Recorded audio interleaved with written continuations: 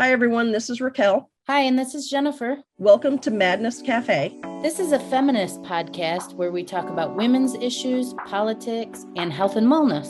And where those issues intersect.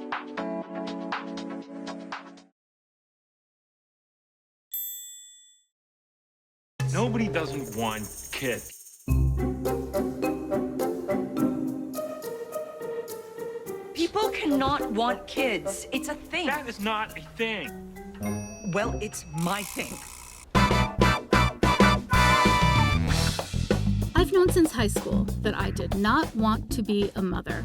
At one point, you just declared that if I ever want to have grandchildren, don't look at me. I didn't really ever want kids, but I always assumed I would have them. I kept asking myself, is this gonna happen to me?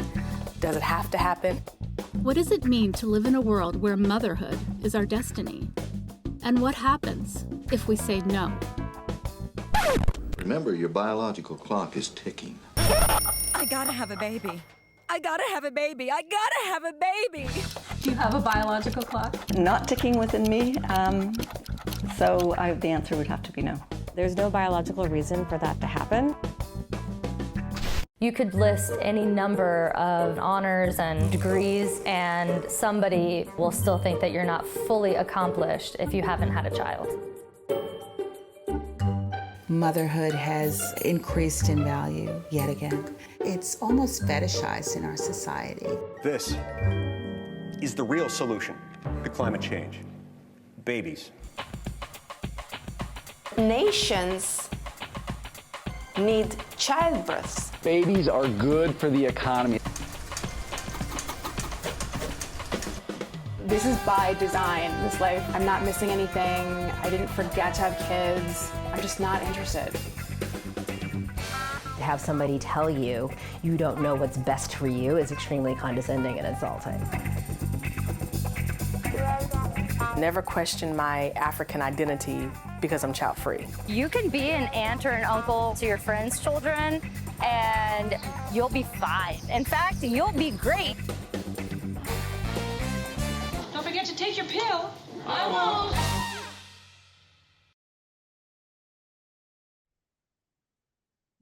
Hey, everybody. Welcome back to Madness Cafe.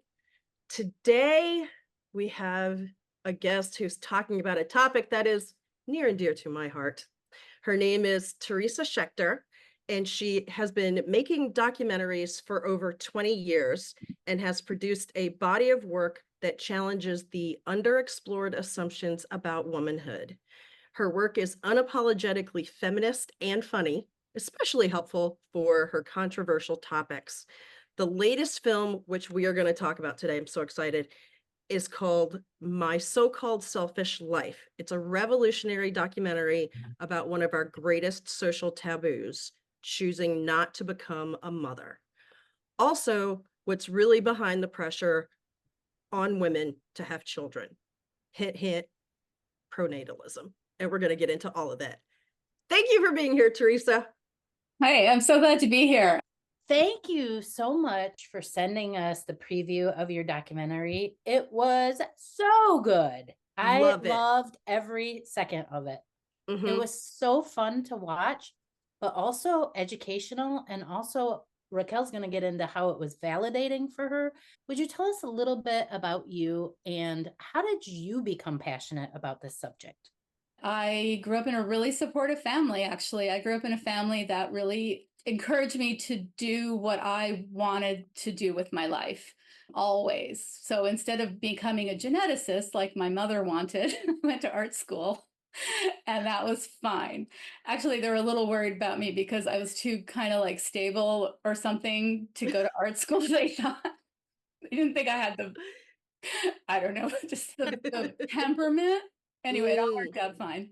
So I knew my whole life that I didn't want to have children. I don't know if I expressed it, in so many words, but it was never something that I thought about, that I was going to what will I call my children? And, that kind of stuff. Just not something that was in my consciousness at all. Mm-hmm. People say to me, when did you decide you didn't want children? And I'm like, I never decided. I just didn't, want to do it. But at the same time, everyone around me was kind of talking about this stuff. And my 20s and 30s were kind of hellish in that way because I really felt like I needed to have children because that's what people did. And yeah, I didn't have any role models around me that were like considered like happy people without children. So it was rough. It was like I was kind of split in two, sort of. There was the me who knew what me wanted to do, and then the me who felt like, well, I can't really do that. People don't do that. So I'm going to have to one day have children. And that made for a kind of challenging time because I felt like I had to do all of these other things so I would get them done or I got married and had children, which in my mind, which is not true for everyone, but in my mind was like the end of my personal life and the beginning of something else. Anyway, I got to know more people who didn't have kids and were happy about it. I found feminism. I eventually realized okay, this is fine. I don't have to have children. I'm very happy. I don't really care what other people think. And then I started making these films that were all about kind of like the subtle and not so subtle pressures that, people put on us in our paths through life, which I had certainly experienced. And then what happens if you step off that path? What happens if you create a different path and go there? So sometimes it's great, sometimes it's rough.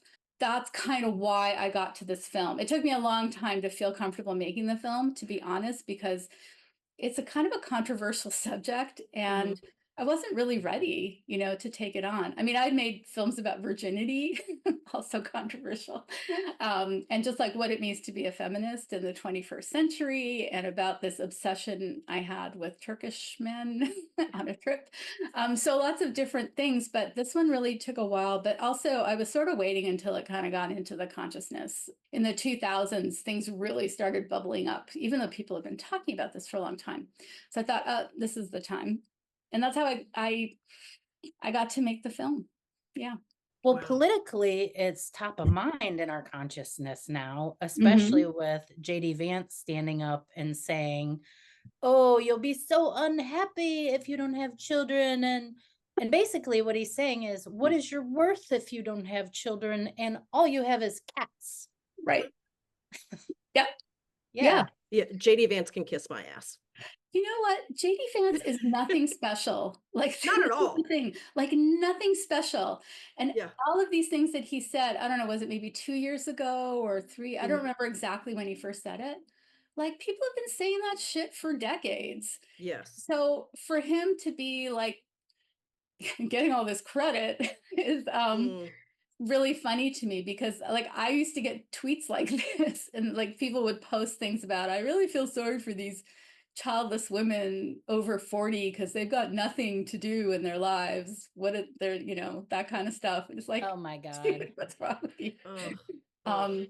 So yeah, JD Vance is a gift that keeps on giving. Oh God. That's a great way to put it. Yeah. Should we feel sorry for childless women? Well, that's actually a really good question because there's childless people and child-free people. Right. So there's a difference. I think that anyone who doesn't have children gets a lot of shit. Yeah, of a similar kind. You're not a real woman, you'll never know real love. What's wrong with you? You're broken, kind of awful stuff. So there are a lot of people who really want children and can't have them. That's a thing. And then there are people who are child-free, like myself, who don't have children and don't want children. I think at the bottom of all of this is we want to be able to pick the lives that are best for us. Yes. We just want to be able to do that. We want to understand what we really want in life, figure that out, and then try to have it. Yeah.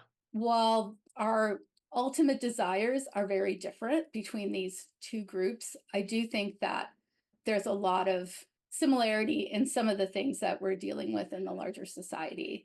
like people like JD Vance saying how we're all miserable and live miserable lives and want everyone else to live miserable lives. So I think it did kind of hit the childless community in a way that was very upsetting in a lot of ways that he said that. I also think that women get shit no matter what they decide to do. Absolutely. So, you know, we're like, whatever we decide to do, someone's going to come along and tell us why we're, you know, wrong doing that. Yep. Yeah. So that's kind of a larger point. But I mean, this is like a big issue. We can get into this later, but this idea of pronatalism, which is the pressure to have children, has been around for like 5,000 years. There's a lot of that going on and has been going on pretty fiercely for the last at least 5 years, using like, the population, the fertility rate drop as an excuse to once again attack women for their choices. How dare you do what you want to do? Yeah. So I felt so seen in this movie, like completely seen, because I've never wanted kids and have had to spend my entire life trying to explain that away to people, which I mean, I guess I don't owe anybody an explanation, but going through society, that's kind of what's always happened, right? And having to explain to people that no, I don't hate kids. I just don't want them. I just don't want to be anybody's mother. I just want to do other things with my time. Blah, blah, blah. Like having to explain all of that. Even people who know me very well, I've had to say, no, I don't hate kids. I just, you know what I mean? Like, because they'll say something like, oh yeah, that's right, Raquel, I forgot you don't like kids. Not true. Not true. Just don't want to be anybody's mother. Going back to the difference between childless and child-free, I think and this is just my interpretation, but I think there's more empathy for childless people than child-free, because the assumption is that, oh, well, you couldn't have children. If you could, you would have, right? But if you're making the conscious decision to not have kids, there's the assumption that you're some kind of monster and you're selfish and there's something wrong with you. And, you know, and the list goes on and on. Like everybody has a huge list of, what's wrong with people who decide to not have children. Right. And one thing that I always get into, not always, but sometimes I just question, because I have spent, and I know many other people who consciously decide not to have kids, spend more time thinking about that decision than some people who just get pregnant and decide to have the kid. Right? For real. Like there's so much more deliberation in remaining child-free than just going, oh, I'm just going to let it ride. I got pregnant. I'm just going to let it happen. Yeah. Yeah, absolutely. It's interesting. Nobody really does this much, but asking parents why they had children is an interesting question.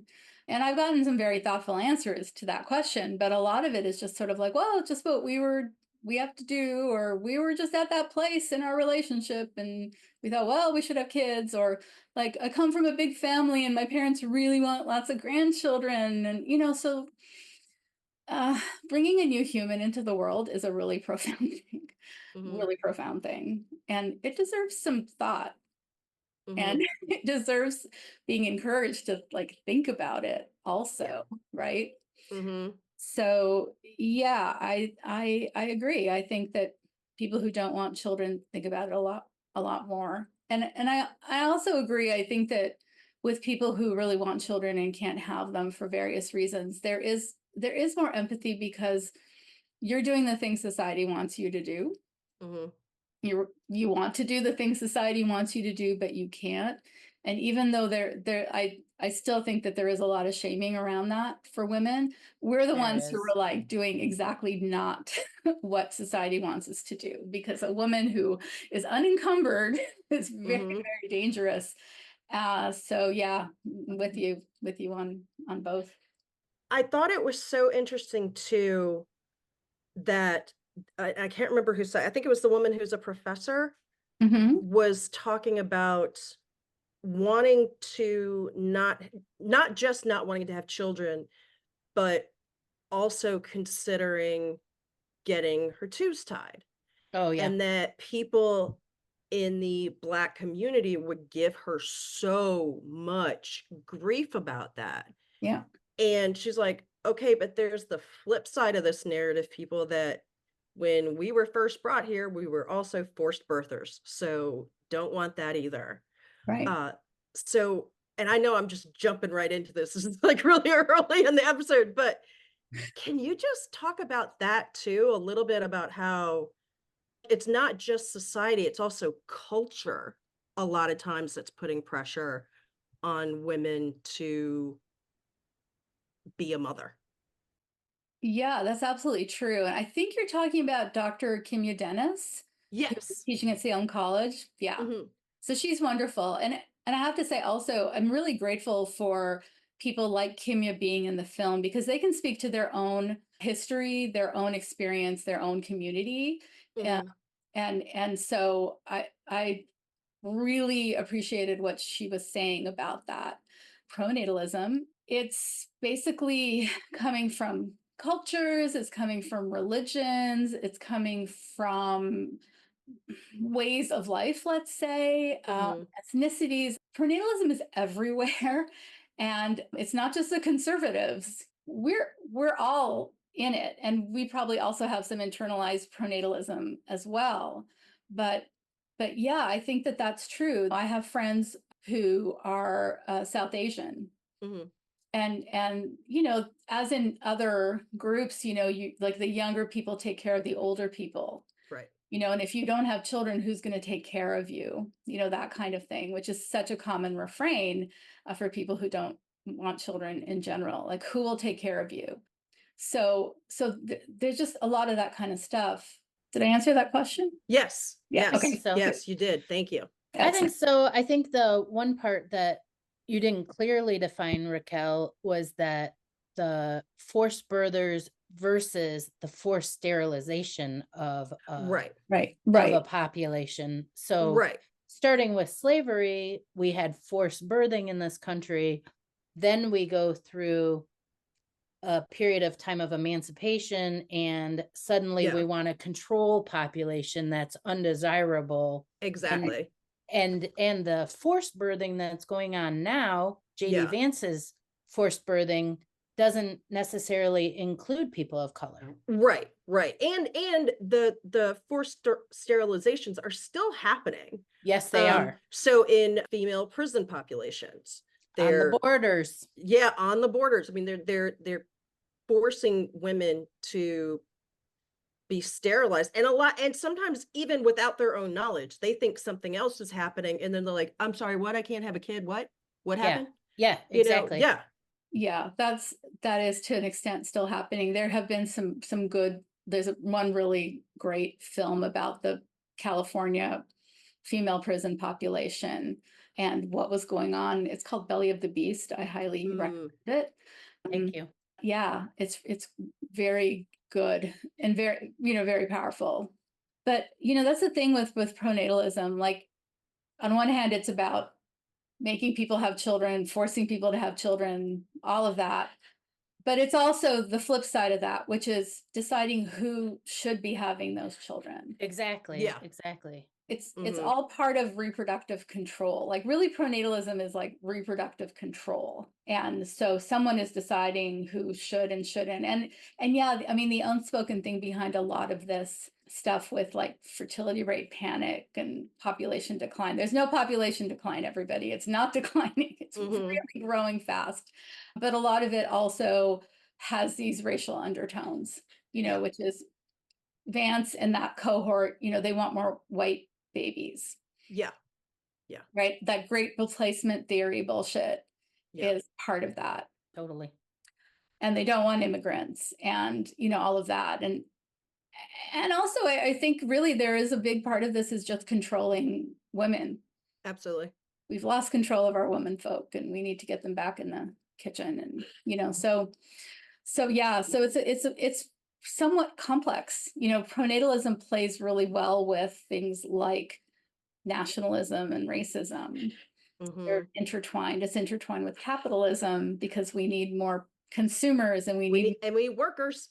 We need workers, yes, and soldiers. We need, soldiers, which is that's been a kind of a goal for millennia. And then, it works well with patriarchy, which is that we need the women to be doing this thing. That's their job. That's why they're on Earth. They're walking uterus, uterus with a woman built around it, which a 19th century doctor actually said. It's like God. Oh, I'm not going to get this quote right. I could look it up, but sort of God created a uterus with like a woman around it, basically. That is one of the most offensive things. Disgusting. It's disgusting. Yeah. It's a quite something. But that was basically the idea that really like women were just walking uteri, and they had bodies around them to like. Oh my God. That's a disgusting comment. And I like the kind of laughter around it. And you say your work is unapologetically feminist and funny. Why? Well, I mean, it's unapologetically feminist because I believe in this stuff. And I just think we can't say these things enough. Just pointing out these beliefs, really like ingrained beliefs that we have, that we don't even know we have, that lead to, in many ways, sort of the control of women, the subjugation of women, all the big words. That's just a fact. And I don't see enough stuff out there that is just, in the mainstream, that is just saying it like that. More now, which is good, but I think you have to just like say it. It's funny because it makes everyone really uncomfortable. These conversations, they really make people uncomfortable. And when I did a film on virginity and about the myth and misogyny around virginity culture, it made people uncomfortable. So it's like, you have to make this film sort of entertaining, because you're going to lose people really fast if you're not keeping people really engaged. And I think keeping people engaged and kind of open is really helpful. And some of the stuff in My So-Called Selfish Life is kind of heavy. Like there's some heavy stuff in there. I feel like it needs to be there, and you've got to get the tone shifts right. But overall, I want people to have this experience of feeling good when they leave, maybe very angry, but also feeling like they've had a good experience, and they can sort of take that with them. So I don't know how to do it any other way. That's my last answer. This is like the only way I know how to do it. If I had to make like a super serious, earnest documentary, I'm not sure if I could, to be perfectly honest. But other people are so good at that, so they don't need me. Exactly. Yeah. And I think there has to be some fun and joy and uplifting in these messages, because otherwise we're just looking at the domination culture and we feel dominated. Yeah. You start feeling beaten down, you start feeling hopeless. And some of that credit really goes to the editor of the film, this amazing person, Siobhan Dunn, who I worked very, very closely with on the film. And she was really, really all about joy. Like, she really wanted this film to exude joy. Yeah, you can feel it. You can feel it. It really does. Really. And so a lot of that is really kind of her thinking about how to present it, and the choices that we were making. I'm more like, I want to present anger, frustration. See, but I think you really need, I think it's a brilliant film, because in order for women to feel our power, we need both. We do need to feel our anger. We need to be angry about this. Yeah. But if we stay stuck in our anger and we give up our joy, then we kind of lost. Right. Well, so, and I think it highlights too that being child free is not some kind of slog. Exactly. Right? Like, I love my life. I mean, it'd be nice if somebody, dropped a big giant bag of cash in my lap, sure. But I mean, I have a great life. Like I have a job that I love. I get to do things like this that I love. You mean you don't want a little baby dropped into your life? No, only if that baby is a giant sack of cash. That's the only kind of baby I want. Or maybe a kitten, but that's it. Like that's literally it. I just think the humor definitely serves a purpose in this particular documentary. And kind of pointing to that humor, the whole series of cartoons of the women running away from the stork is so great. And that scene in the beginning of, I guess it's you running in the park with the shadow of the stork kind of coming after you. I thought that was just brilliant. Yeah. And behind you and behind Jennifer, you can see the picture of the poster from the movie with the woman running away from the stork, which I thought was perfect. So with that in mind, can you talk about the whole myth of the biological clock? Yes, I love talking about that. Can I just very quickly say that I worked with an amazing animator who created all of the animated sequences and also came up with that. That's awesome. Being chased across. I don't know how we came up with it exactly, but I mean, he made it happen and it was complicated. But I love it. When I see it, I'm just like, I am full of child-free joy when I see that. It was brilliant. And all the women running away from storks, those are actual postcards from the 20s and 30s. Nice. Oh, wow. Yeah. I mean, this is our poster designer was really inspired by those postcards to make the poster.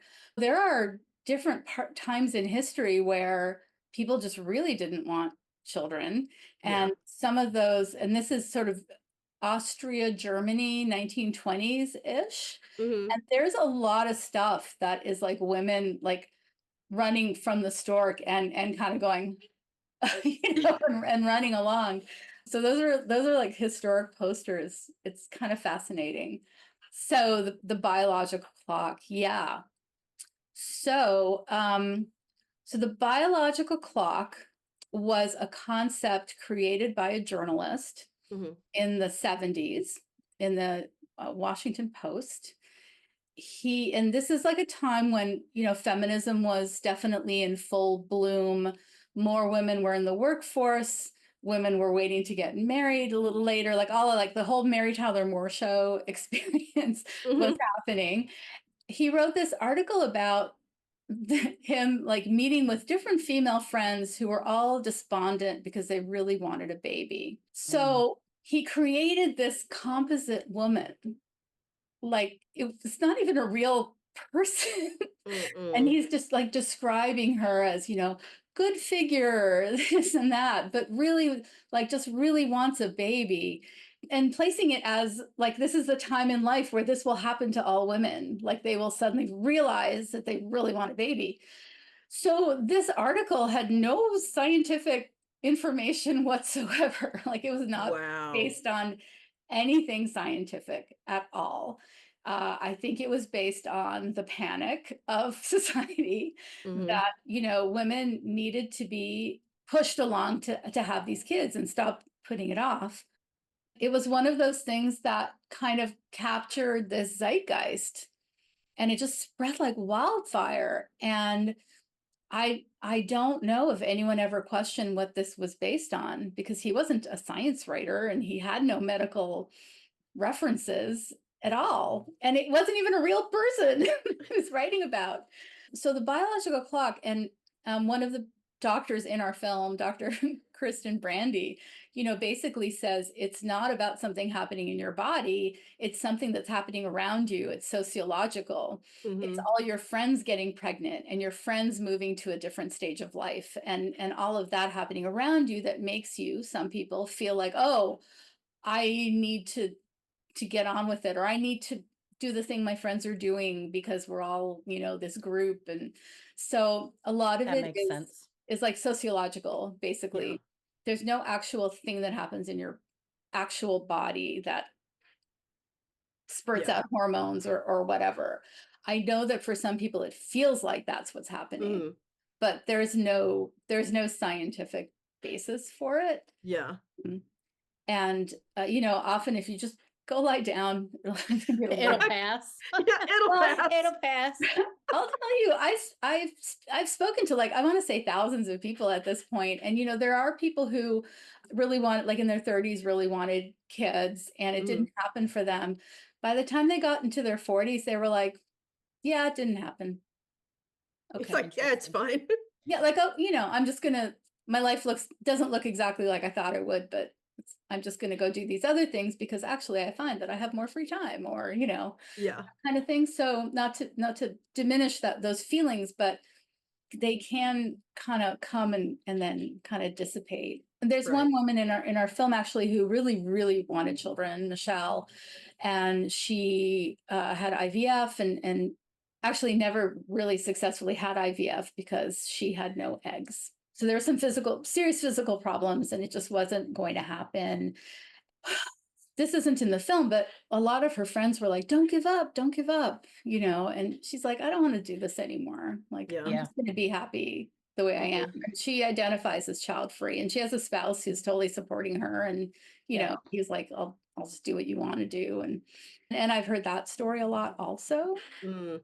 So what I really liked about her story, I thought that was one of the most kind of heartwarming spots to me, maybe because I've had friends and relatives who have struggled with fertility, was she went through it. It was tough, no doubt, but then she made a decision, and her decision was to be happy. Yeah. And I really thought that was so uplifting. Yes, you can, this isn't what you pictured, but yes, you can do something different. Yeah. And still be happy. And be happy. Yeah. Yeah.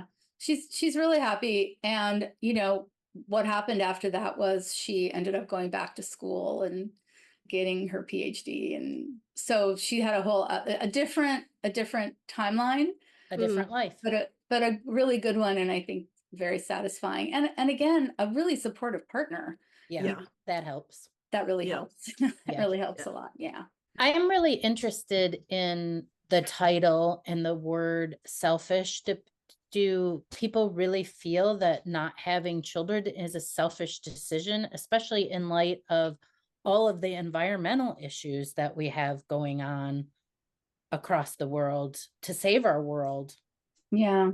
I maintain that anything a woman does that doesn't align with someone's opinion is selfish. So honestly, I just think that it's just one of those things. Women are just expected to sacrifice in whatever way, people need, or they need to sacrifice in terms of taking care of other generations with their kids, or to save capitalism, which I think is the most astonishing thing. We must save capitalism. So you must do this thing that's going to completely change your life and your health and destroy our environment and all of those things, And not to say that people shouldn't have children, but this is all on the people who are exerting so much pressure and guilt and making shit up like the biological clock. Yeah. To suit their own goals. I think that's pretty selfish. Yeah. People do stuff for some other reason.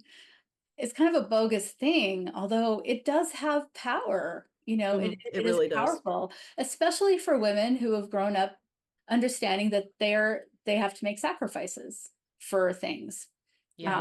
Anyway, the line actually comes from a book by Molly Peacock, who's also in the film. She's a poet, and Molly's wonderful, and she wrote a book called Paradise Piece by Piece, which was a memoir of her life, which is a very interesting life. But the thing that runs through the whole book is her not wanting children and having to keep sort of checking in on that and keeping going on that path. And she wrote it in the 90s. And I think my so-called life was a big, one-hit wonder back then. Big TV show. Oh, yeah. Yep. Oh yeah. I the TV show with Claire Danes. And so I think she made some sort of jokey reference to her so-called selfish life. And I love that line. And when we were interviewing her, we were talking about it, and she said, "Oh, that should be your title. Just you go ahead." use it. So we did. So yeah, that's kind of the title story. It's thanks to Molly and allowing us to take it from her book. Well, I have actually put Molly's book on my Amazon book wish list. So I plan on reading that at some point when I have time. It's good. She's an incredibly charming person, and she's lived a very interesting life. I really like the variety that you present in the documentary, not just the variety in ways that people are child free and how they came to the decision or how they just knew, or in Molly's case of continually making that, like reaffirming that decision. Mm-hmm.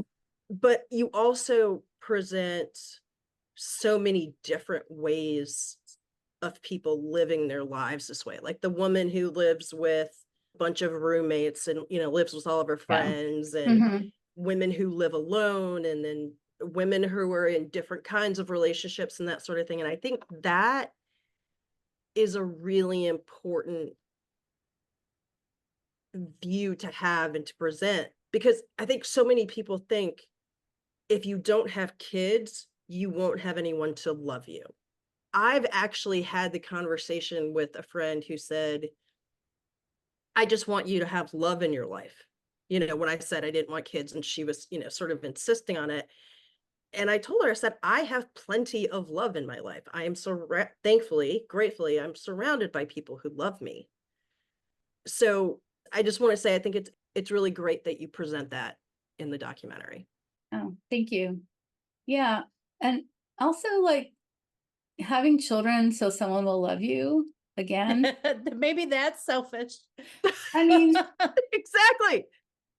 I don't know. Sometimes I don't know what to say about it, because I don't have the depth of understanding of wanting to have children, but things like that, I think are, I don't know what to say about it. Actually, I take that back. Maybe it's not selfish. Maybe we can have great compassion for someone who feels that way. That's probably a better response, is that they have a hole that they're attempting to fill with another human being. And actually I take that all back, but I would rather feel compassion for that. Yeah. Yeah. That's actually a good way to look at it, because maybe in that situation, they aren't thinking the love that I have for myself is enough. Right. Yeah. Right. Yes. We don't know what people's lives are, No, we don't. And again, it's like trying to make it possible for people to be able to actually pick the lives that are best for them. Again, and we're told a lot of things by a lot of people for a lot of reasons. And sometimes it's really hard separating the signal from the noise, really finding that space where you can actually think about what you want.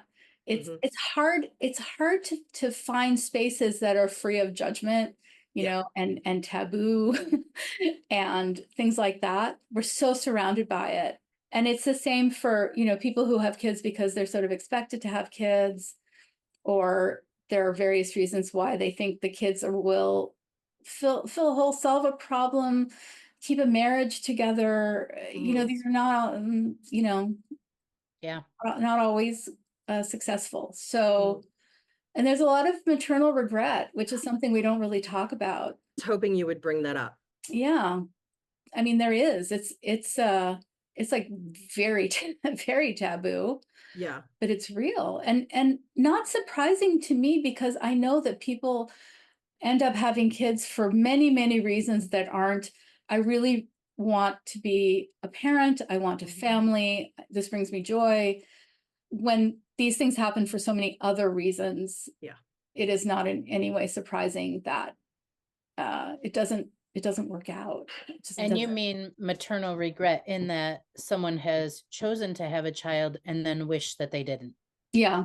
That's I would bet it would be really hard to say that out loud and admit that to someone. Very much so.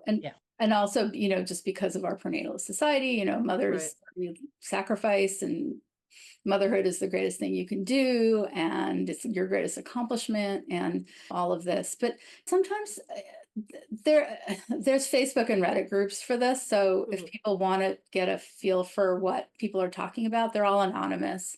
But, things like my husband really wanted kids, and I never wanted kids. And so I had one for him. Yep. Right. And that is not uncommon, that kind of thing. And it's like, if you don't want kids and your potential partner does want kids, this is not going to be a relationship that works. Yep. Yes. It's not going to work. And you can't compromise and only have one kid, which honestly has been suggested. Things like that they're really heartbreaking. But again, they are a product of a society that is constantly pressuring us to do certain things, including have children. Yeah. And just for the audience sake, can you define pronatalism? Sure. Pronatalism is the pressure to have children, the coercion to have children, the forcing of having children. It is pronatalism translates, it's Latin, translates to for birth. So it is sometimes kind of benign, like you're at Thanksgiving and your aunt is like, when are you going to give your parents grandchildren already? Or at your age, your cousin Susie already had 2 kids, TikTok, stuff like that. That's pronatalism. Yeah. Yeah.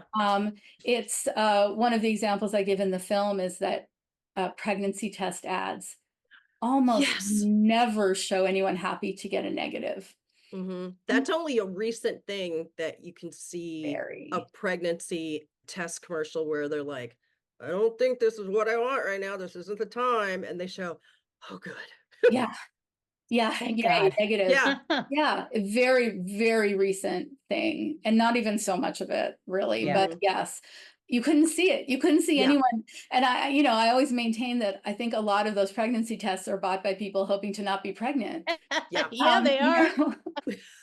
And Dr. Bernadette Russell, who's a OBGYN in the film, also kind of confirms that. Or like a show like Big Bang Theory. I don't know if any of you watched it. Oh, I love that show.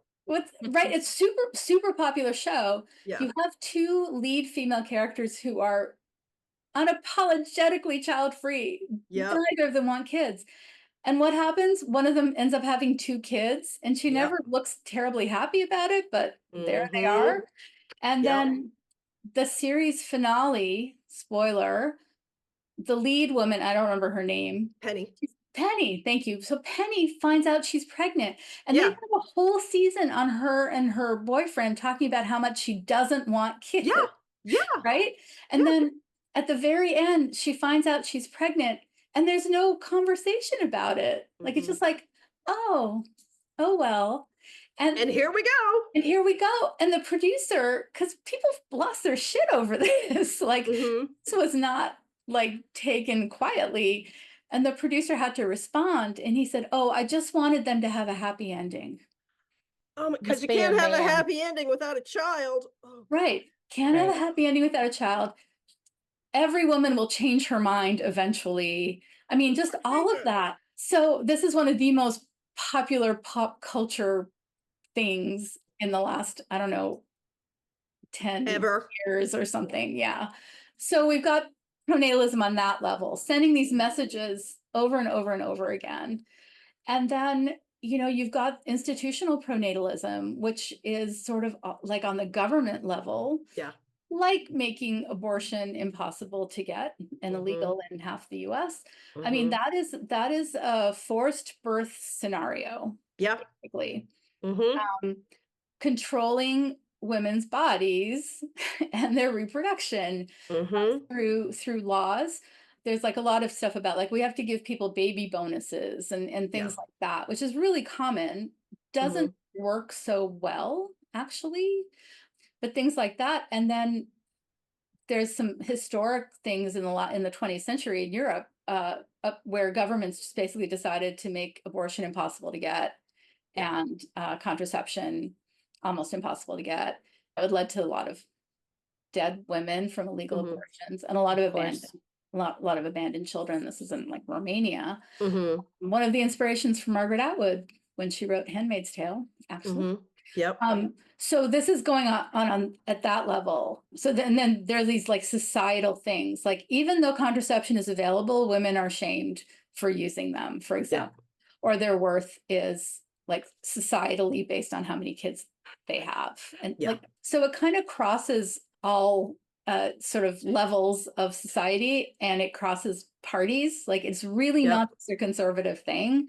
And so that is pronatalism. And it has caused obviously some serious concerns about climate change and population.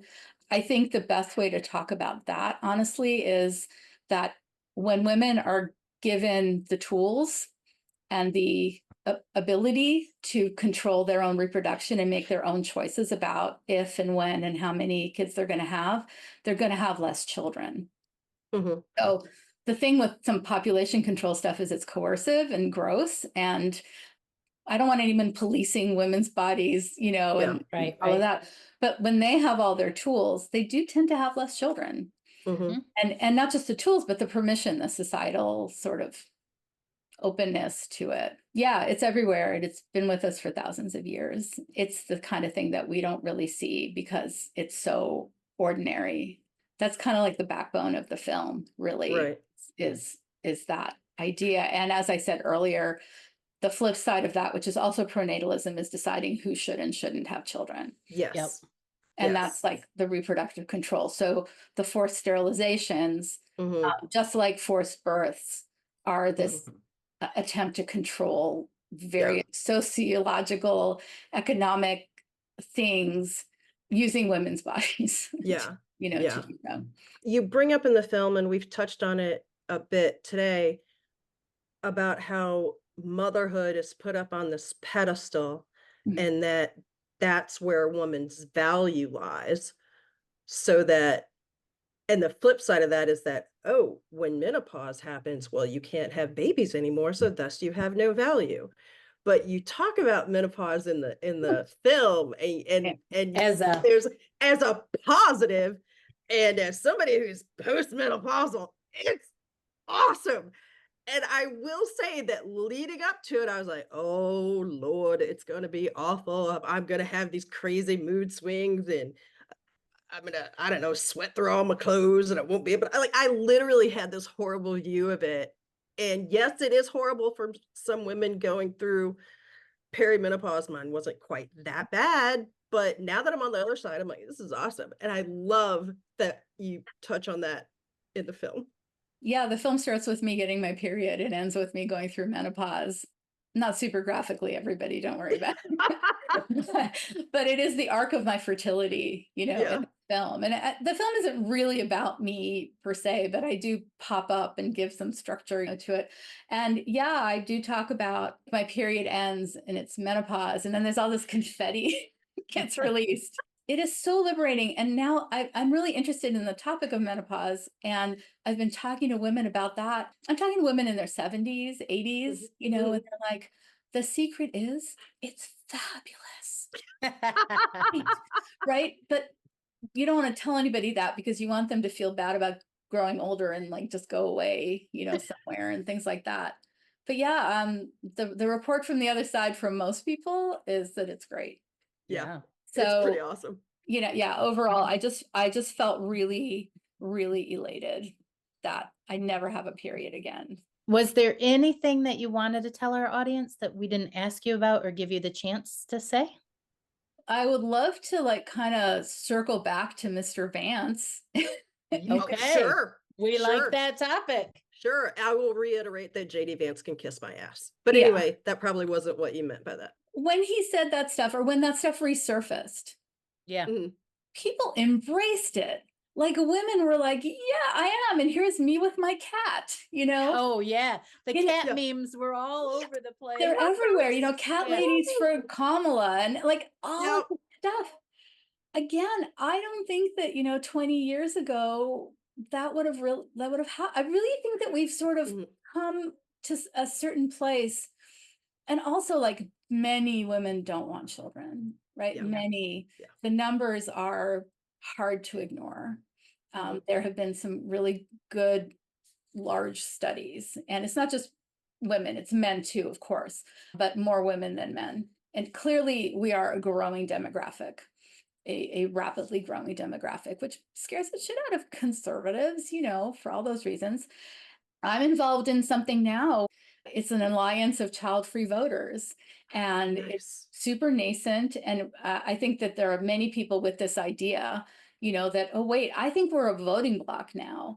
And using that voting bloc, there are things that we need. Like, we need to have like elective sterilization as a standard part of reproductive health care. Yes. Right? Yes. We need that. And it's still very hard to get. We need that to be a normal, like tie my tube, please. We certainly need every other kind of reproductive health care as well. We also need some workplace protections from being constantly asked to work too many hours, right? Because we don't have families. I have parents, I have a sister, I have a husband, I have an adorable cat. And or just your own life. Yeah, exactly. Exactly. Because you don't have children, it's fine to frankly be exploited, to put in extra hours. And we really saw that in the depths of the pandemic. Vacation time, like there are all of these things. And what happens is it pits people with children against people who don't have children. And that's not right. This is a management problem. Yeah. It's not for us to figure out and get mad at each other. This is a management problem. Do you guys have any policies around this? Can you put up some policies? Can you enforce the policies? Do you do vacations based on seniority? If so, that doesn't mean who has kids and doesn't, have kids, right? Yeah. So that's another thing. We don't teach this in schools, like in sex education. No, we talk about how not to get pregnant, but we don't talk about how never to get pregnant. That's not something that comes up. It's like the tip of the iceberg stuff. But there's a lot of issues that do affect people without children. We are a growing group. We're a growing voting bloc. Whether you're a Republican or a Democrat, doesn't matter.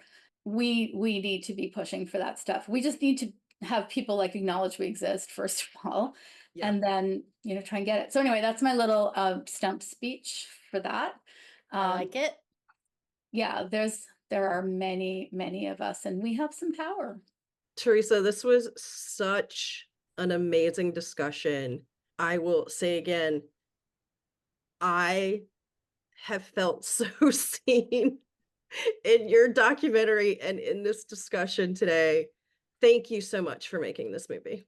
Oh, my total pleasure. I made it for all of us, and it is available for home video, for streaming. And it's also available for schools, organizations, conferences.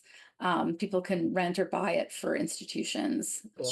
We'd like it to get into more institutions. And if people want to get that cool poster, how do they get that? myselfishlife.com is the website. Or you can also go to mysocalledselfishlife.com if you want to type that in. But it's also myselfishlife.com. We do have a little shop, and you can go to the menu up top and find the store. And we do have the posters. It's through Zazzle, so you can get in all these different sizes. And we have like mugs and, stickers, things like that. Tote bag. Do we have a tote bag? I think I saw a tote bag. I think so. I think the tote bags say something like, "No, I won't change my mind," or yes, that's it. We have some of that stuff. The website actually has a lot on it. It's got a lot of resources for people who are just kind of looking into like, what are people talking about on this? It's also got resources for sterilization. It's got resources for abortion. And then we have a online comic, which is really great, that I did with Ali Schwed, who's a really great comic book artist, and lots of personal stories from a lot of people. There's a lot. So I just invite everyone to just come on over and, check things out. A lot of little mini clips from the film. So if you haven't seen the whole film and you're trying to decide, we have tons and tons of little like 30-second to 1 minute little bits from the film. Oh, perfect. Theresa, thank you very, very much. Thank you. It's like such a pleasure to hang out with both of you. So thank you for inviting me on. It was great. Thanks for being a feminist, for being funny, for making really great work for us. Yeah. Well, likewise. Raquel. Yes. For our recap today. Yes. From the movie. Yes. I want you to say out loud. Okay. I'm child free and it's fabulous. I'm child free and it's fabulous. Thank you for Awesome. doing that for me. Of course. This film, I swear to God, it was so good. And it just was so, not that I felt like I needed validation in this decision, but that's exactly what it did for me. I just feel so validated and so seen. I have proof that there's nothing wrong with not having kids, right? Like, as if my own life is not proof enough. I cannot adequately express how excited I am about this film and how glad I am that Theresa made it. Like, I honestly will, I think I'm gonna, as my birthday present to myself, I'm gonna buy the film. I'm gonna buy the film so that I will just have it. Because I could see myself seeing this over and over and over again. It's just so good. And all of the women presented in, all of the people presented in the film, I feel a special kinship with those people. I feel like I found my people. I feel so happy for you. And happy birthday, Raquel. Happy birthday to you. Happy birthday to you. Thank you. That's a fantastic gift to oneself. For me, I have kids. Sorry, but not sorry. No apologies necessary. But not your daughters sorry. are awesome. It just reinforces for me that lots of different people live lots of different ways. I even was like digging on the woman in the movie who was living with all those roommates. And I was thinking, in another life, I might like to do that. What a cool way to live. Choice. We all get to choose how we live our lives. And maybe, just maybe, we should put some thought into that. I think you're right when you said that people who don't have children often put more thought into it than people who do have children. I just assumed I would get married and have children. I assumed I'd go to college, get married, have children, buy a house, get a job. For young people, like, maybe really think out, do I really want children? Have I even asked myself that? Or is this just an expectation that is just so hardwired into the script of what it is to be a woman?